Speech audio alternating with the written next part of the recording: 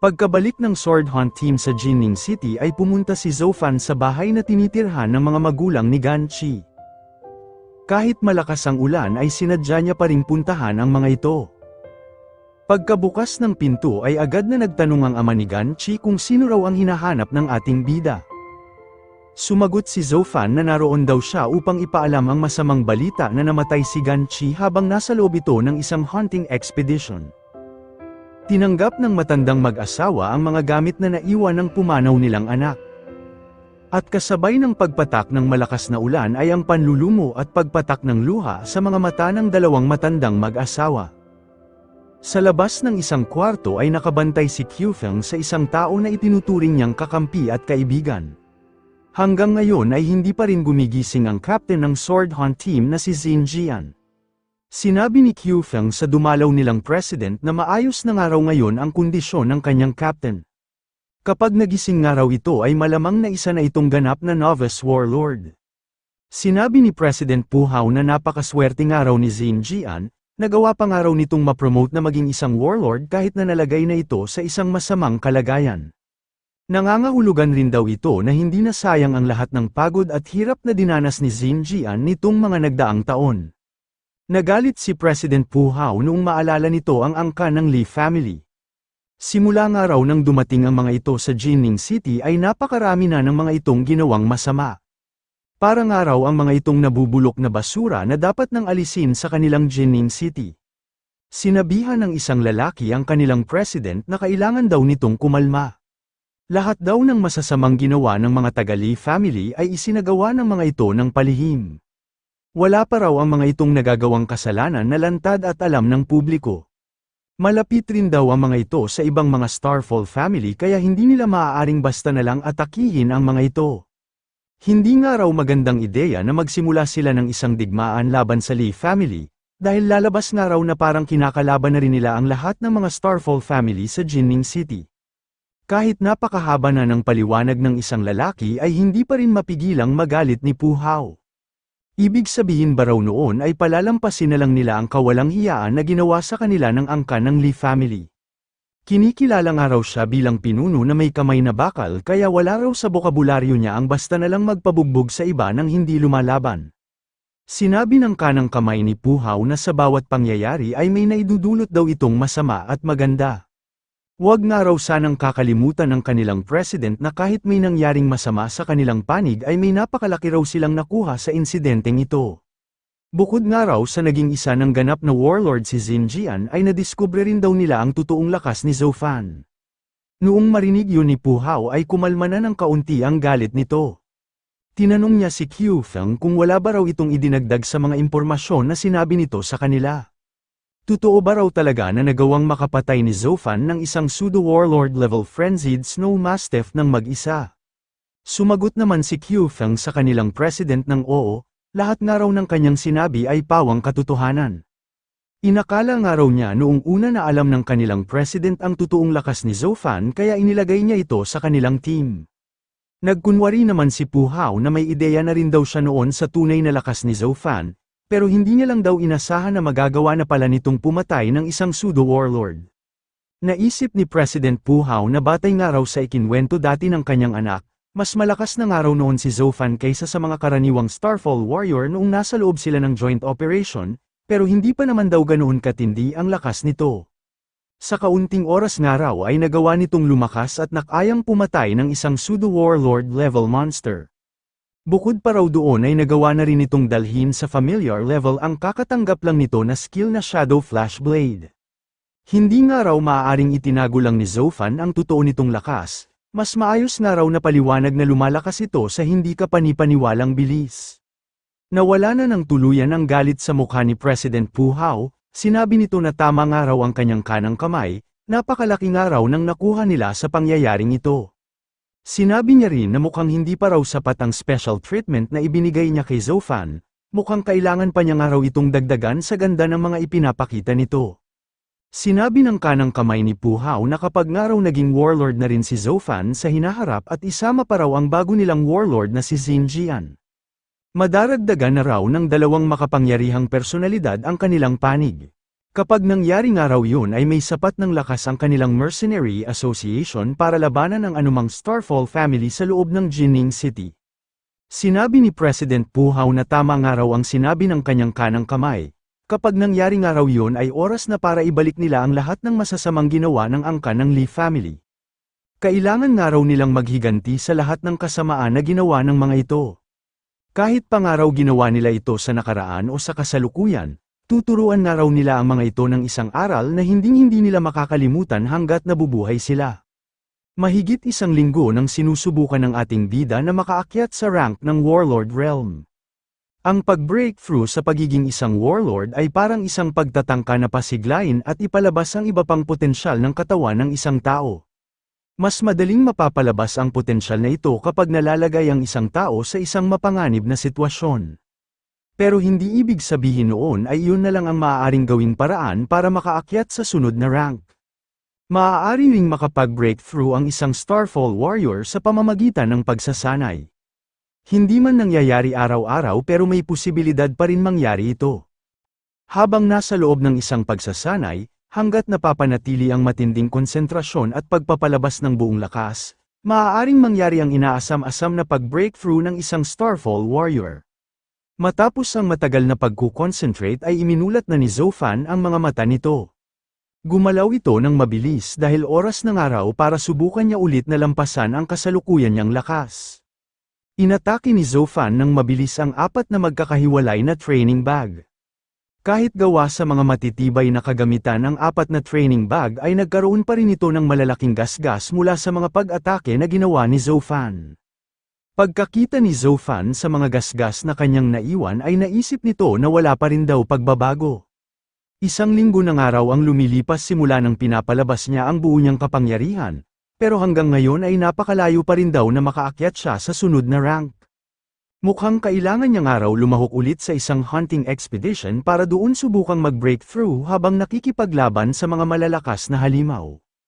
Sinabi ni Zofan na kahit nga raw wooden sword lang ang gamit niya ay napapalabas pa rin daw niya ang lakas ng kanyang skill na Shadow Flash Blade.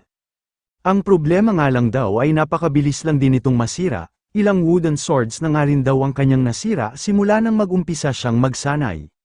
Sa ngayon ay advanced peak Starfall warrior pa rin si Zofan at mayroon itong naipon na 47 unassigned stat points. Naisip ni Zofan na dahil nga raw mahigit sa 10 advanced Starfall warrior scout ang nawala sa Lee family sa loob ng Ghost Rain Mountain, inakala nga raw niya na mag-uumpisa ang mga ito ng gulo sa kanilang mercenary association. Mahigit isang linggo ng araw ang lumilipas noong nakabalik sila pero napakatahimik pa rin daw doon. Nawala sa focus si Zofan noong maamoy nito ang isang masarap na amoy ng nilulutong karne na mutated frenzied snow mastiff. Nagmadali si Zofan ng paglabas sa loob ng training area dahil baka raw hindi na siya matirhan ni Pupan. Pagkaakyat ni Zofan ay agad siyang tinawag ng naglulutong si Pupan. Sinabihan naman ito ni Zofan na siguro raw ay naubos na ni Pupan ang kabahagi nito kaya niluluto na rin ito ang sa kanya. Nagdahilan naman si Pupan na bakit nga raw ganoon ang tingin sa kanya ni Zofan. Sinabi niya na siya nga raw ang pinakamasarap na magluto sa kanilang lahat, kaya kailangan daw na siya rin ang magluto ng kabahagi ni Zofan para maging masarap din ang kakainin nito. Matapos makipagbiruan kay Pupan ay lumingon si Zofan sa kanyang tagiliran at binati ang kanilang captain na si Xinjian. Sinabi ni Zofan na mabuti raw at nagising na ito, nakakamangha nga rin daw na ngayon ay isa na itong ganap na warlord. Binati rin ni Xinjian si Zofan, sinabi nito na narinig nga raw niya mula kay Qiufeng na ito ang nagligtas sa kanilang sword hunt team. May kaunti nga rin daw siyang pagdududa sa mga narinig niyang impormasyon kaya sinadya niyang itago ang kanyang presensya, pero napansin nga raw agad siya ni Zofan nung sandaling lumampas na ito ng pinto. Totoo nga raw pala ang lahat ng ikinwento sa kanya ni Qiufeng na malakas nga raw talaga si Zofan. Nahiya naman si Zofan sa papuri na narinig niya mula sa kanyang captain. Naisip niya na kaya niya raw agad napansin ng kanyang captain ay nang dahil sa notification na inilabas ng kanyang war god system. Hindi niya naman daw maaaring hindi pansinin ang natanggap niyang notification gustuhin niya man daw ito o hindi. Naisip ni Zofan na ang nangingibabaw na aura na ipinapalabas ngayon ng kanilang captain ay higit na mas malakas kaysa sa dati nitong aura. Ganoon daw pala kalaki ang diferensya ng aura sa pagitan ng isang pseudo-warlord at sa isang ganap na novice warlord. Napapaisip si Zofan kung gaano raw kaya kalaki ang pagitan ng kanyang lakas sa lakas ng kanyang captain. Sinabi ni Xin Jian na magsimula na rin daw kumain si Zofan, kailangan pa nga raw nilang bumalik sa trading center pagkatapos nila doon. Sinabi rin ni Xin Jian na may ipinapaabot rin daw na regalo sa kanya ang kanilang president na si Pu Hao at kailangan niya raw itong ibigay kay Zofan. Napaisip naman si Zofan kung ano raw kaya ang regalo na ibibigay sa kanya ng kanilang president na si Pu Hao. Matapos kumain ni na Zofan ay nagtungo na ang mga ito sa loob ng Jining City Trading Center. Sa loob ng isang kwarto ay sinabi ni Xin Jian na nasa loob daw ng isang card ang lahat ng kinita nila sa natapos nilang hunting expedition. Halos lahat nga raw ay naibenta na nila maliban lang sa 2 D-rank monster core. Sinabi ni Xin Jian na hindi nga raw sila magtatagumpay sa kanilang natapos na hunting expedition kung hindi dahil sa tulong na ginawa ni Zofan. Kaya nga raw napagdesisyonan nilang lahat na kay Zofan mapupunta ang lahat ng pera na kanilang napagbentahan. Umalma naman si Zofan at sinabi sa kanyang captain na hindi niya raw matatanggap ang lahat ng pera na ibinibigay nito. Hindi nga rin daw malalagay sa panganib ang kanilang team kung hindi nga rin daw dahil sa kanya. Iginiit pa rin ni Xin Jian na wag nga raw itong tanggihan ni Zofan dahil ito rin daw ang kagustuhan ng kanilang president. Sinabi rin ni Xin Jian na bukod nga raw sa 70 million ay nagbigay rin daw ng 30 million si President Pu Hao bilang reward ni Zofan sa natapos nilang ekspedisyon. Sinabi ni Xin Jian na wag nga raw itong tatanggihan ni Zofan, malaki nga raw ang pasasalamat niya at ng kanilang sword hunt team dahil nakaligtas sila sa isang trahedya, at nagawa pa raw niyang makapag-breakthrough sa pagiging isang ganap na warlord. Sa pangyayaring yun ay lumakas nga rin daw ng malaki ang kanilang mercenary association, kaya karapat-dapat lamang daw natanggapin ni Zofan ang ibinibigay nilang ito. Natuwa si Zofan habang tinitingnan ang mga natanggap niyang cash card na nagkakahalaga ng 100 milyon. Hindi siya makapaniwala na ganoon niya lang kadali matutupad ang isa sa kanyang mga pangarap. Sinabihan ni Pu Pan si Zofan na napakayaman na raw nito. Karamihan nga raw sa mga ordinaryong advanced Starfall warrior ay hindi kayang kitain ang ganoong kalaking halaga ng pera kahit magtrabaho pa sila ng buong buhay nila. Pinaalalahanan din ni Ruji si Zofan na wag nga raw itong makakalimot na ilibre sila ng isang masarap na hapunan. Sumagot naman si Zofan ng oo, kahit nga raw puntahan pa nila ang lahat ng pinakamasarap na kainan sa loob ng Jining City. Naisip ni Zofan ang 2 D-rank monster core na hindi pa niya naibibenta. Pag-iisipan pa nga raw niya kung saan niya magagamit ang mga ito. Sinabihan ni Xin Jian si Zofan na kalimutan daw muna nito ang pagsasaya. Marami pa nga raw itong mas importanteng kailangang paggamitan sa natanggap nitong 100 milyon, sinabi rin ni Xin Jian na baka nga raw kulangin pa ito. Nagulat si Zofan sa narinig niya sa kanyang captain na baka nga raw hindi pa sapat ang hawak niyang 100 milyon. Pinaliwanag ni Xin Jian na kahit nga raw sila ang tinambangan ng mga Tagali family, ang mga ito naman daw ang nawalan ng maraming mahuhusay na tauhan. Hindi raw ang mga ito basta tatayo at palalampasin na lang ang malaking nawala sa kanila. Ngayon nga raw, ang tensyon sa pagitan ng kanilang mercenary association at ang kanang Lee family ay parang isang bariles ng pulbora na naghihintay na lang sumabog. Para nga raw mangyari ito ay kailangan na lang nito ng isang maliit na apoy.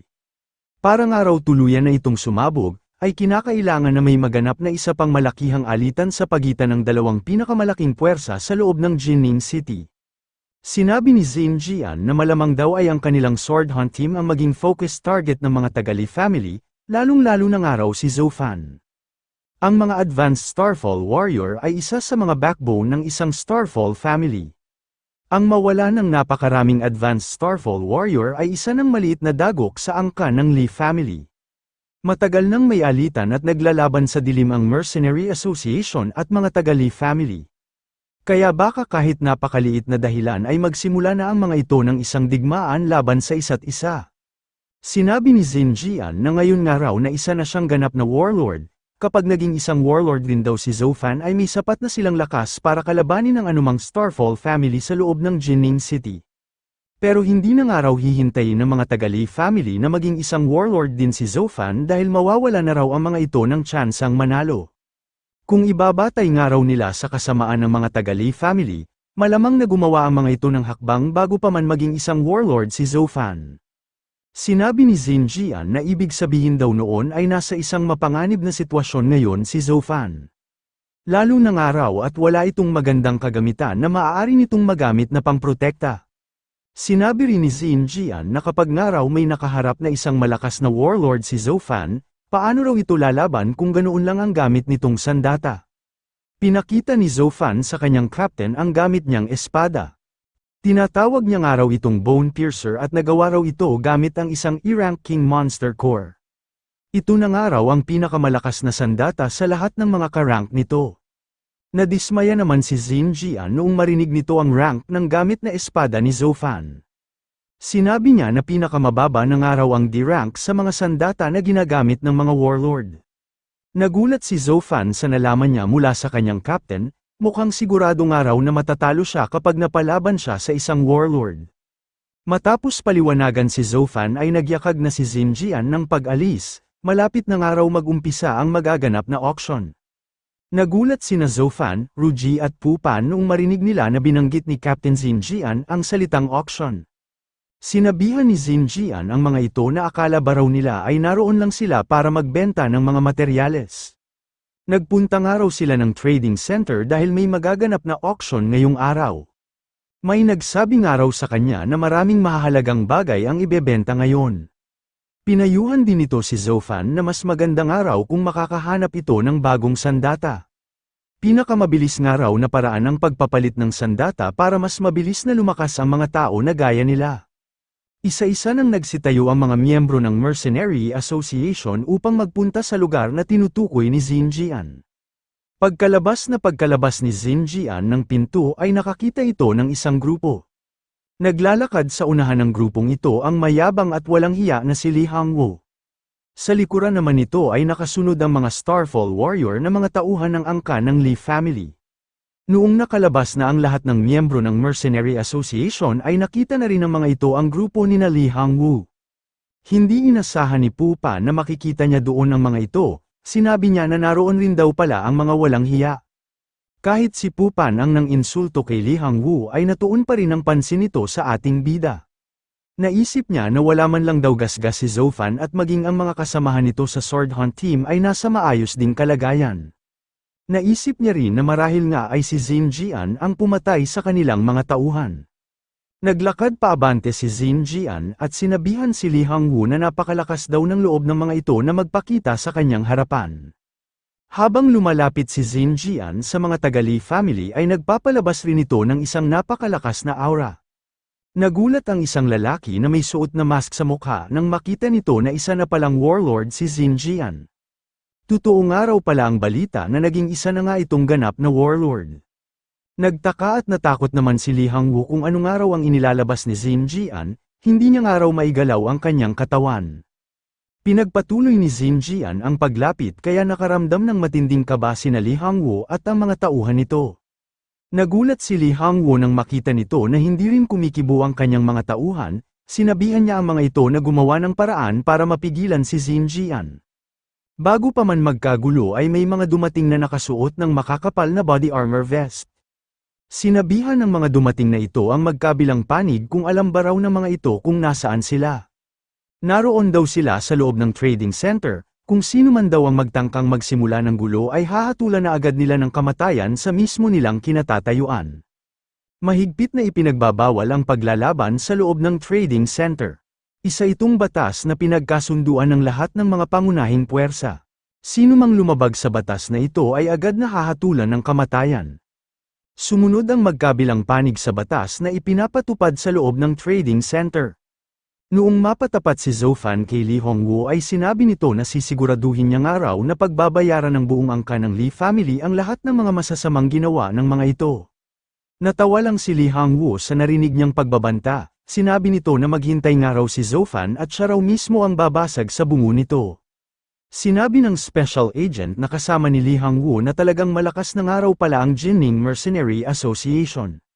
Ngayon nga raw ay nadagdagan pa ang mga ito ng isa pang panibagong warlord. Binalaan ng special agent si Li Hangwu na dapat daw itong mag-ingat upang hindi nito masira ang kanilang mga pinaplano. Sumagot naman si Li Hangwu na hindi raw nito kailangang mag-alala. Maayos nga raw na isinasagawa ang kanilang plano, hindi na nga rin daw magtatagal at malapit na nila itong matapos. Kahit pa nga raw ganoon na ang lakas ng Mercenary Association ay hindi pa rin daw ito sapat para pigilan ang binabalak nilang gawin. Bigla namang naalala ng special agent ang isa pang lalaki na nakasalubong nila. Tinanong nito si Li Hangwu kung sino nga raw ang binatang lalaki na katabi kanina ni Xin Jian. Sumagot naman si Li Hangwu nang hindi raw importanteng tao ang lalaking tinutukoy nito. Nagtanong si Li Hangwu sa special agent kung ano raw ang napansin nito sa lalaking iyon. Sumagot ang special agent nang wala naman daw, inakala lang daw niya na parang may naramdaman siya na kakaiba. Napaisip ang special agent kung nagkamali lang ba raw siya, ang aura nga raw na naramdaman niya sa lalaking iyon ay parang mas mahina lang ng kaunti sa bagong promote na warlord. Naisip ng special agent na baka nga raw mali lang siya, kung isa na nga raw itong warlord sa ganoon kabata na edad, dapat daw ay matagal na itong sikat. Nainis naman si Li Hangwu kung paano nga raw nakuha ni Zhou Fan ang atensyon ng kasama niyang special agent. Talagang nakakasakit na nga raw sa mata na makita si Zhou Fan. Kapag nga raw nagtagumpay sila sa kanilang plano ay siya raw mismo ang dudurog sa katawan nito. Napansin ni Xin Jian ang itsura ng mukha ng kanyang mga kamiyembro, sinabihan niya ang mga ito na hindi raw nila kailangang magmadali. Hayaan daw muna nila ang mga itong makapaglakad pa ng malaya. Sinabihan ni Xin Jian si Zhou Fan na sa sandaling maging isa na raw itong warlord ay doon na raw nila tuturuan ng leksyon ang angkan ng Li family na hinding-hindi na mga ito makakalimutan. Sa tapat ng isang pinto ay inilalagay na ni Xin Jian ang secret password para makapasok na sila sa loob. Pagkapasok nila ay sinabi ni Zhou Fan na ganoon daw pala ang itsura ng isang auction house. Sa loob ay nakapwesto na ang mga mayayamang tao na nagtatangkang bumili ng mga mahahalagang bagay na ibinebenta sa auction house. Isa-isa nang inilagay ng mga empleyado ng auction house sa ibabaw ng stage ang mga items na kanilang ibebenta. Itinuro ni Xin Jian na kapag daw pinindot ni Zhou Fan ang buton na nasa harapan nito ay may lalabas raw na isang screen. Nakalagay nga raw doon ang lahat ng impormasyon ng mga items na ibinibenta ng auction house. Magtingin nga raw si Zhou Fan at baka may makita itong item na babagay sa kanya. Pagkapindot ni Zhou Fan sa buton na itinuro ni Xin Jian ay lumabas nga ang isang hologram screen. Doon ay isa-isa niyang tiningnan ang mga items na pwede nilang mabili. Humanga si Zhou Fan sa dami ng nakita niyang D-rank items na nakalagay sa auction house ng Jinning City. Noong naroon nga raw siya sa Jiangbei City ay nahihirapan na siya noon na makahanap ng mga E-rank equipments. Napahinto ang pag-scroll ni Zhou Fan noong makakita ito ng isang espada. Ang espada na tinitingnan ni Zhou Fan ay tinatawag na Wind Slasher. Habang tinitingnan ni Zhou Fan ang espada ay nagandahan din siya sa itsura nito. Nagulat din ito noong makita niya na isa palang D-rank king ang monster core na nakalagay sa Wind Slasher. Tataas nga raw ng malaki ang kanyang attack power kapag pinalitan niya ang sandata niya nito. Nagulat si Zhou Fan noong makita niya na 50 milyon ang starting price ng Wind Slasher, napakamahal nga raw pala ng espadang ito. Pero dahil nga raw mayroon siyang hawak na 100 milyon, siguro naman daw ay sapat na ito para siya na ang makabili ng Wind Slasher. Nagandahan din si Qiu Feng sa espada na napili ni Zhou Fan. Napakahirap nga raw makahanap ng isang sandata na embedded ng isang D-rank king monster core. Sinabi ni Xin Jian na isang araw itong magandang sandata, pero dapat daw ay magbenta pa si Zhou Fan ng ibang items kung sakaling kulangin ito. Nagtaka si Zhou Fan sa sinabi ng kanyang captain, paano nga raw siya magkukulang gayong mayroon siyang hawak na 100 milyon. Sumagot naman si Xin Jian na mukhang kaunti pa lang daw ang nalalaman ni Zhou Fan. Ang mga sandata nga raw na may ganoong monster core ay kalimitan na pinag-aagawan ng napakaraming mamimili. Lagi nga raw nagkakaroon ng intense bidding fight sa bawat equipment na ibinibenta sa auction house. Halos maiyak naman si Zhou Fan noong sabihin ni Captain Xin Jian na hindi na nga raw nakakapagtaka kung sakaling lumampas na sa 100 milyon ang espada na Wind Slasher. Kaya nga raw mas maganda na maghanda na si Zhou Fan ng mas malaking pera para siguradong ito ang makabili sa napili niyang espada. Nakakuha si Zhou Fan ng 40 milyon nung ibenta nito ang 2 D-rank monster core at ang espada niya na Bone Piercer. Idagdag pa nga raw ang 20 milyon na nakuha niya noon sa joint operation, Ngayon nga raw ay mayroon na siyang 160 milyon. Naisip niya na siguro naman daw ay sapat na ito para mabili niya ang Wind Slasher.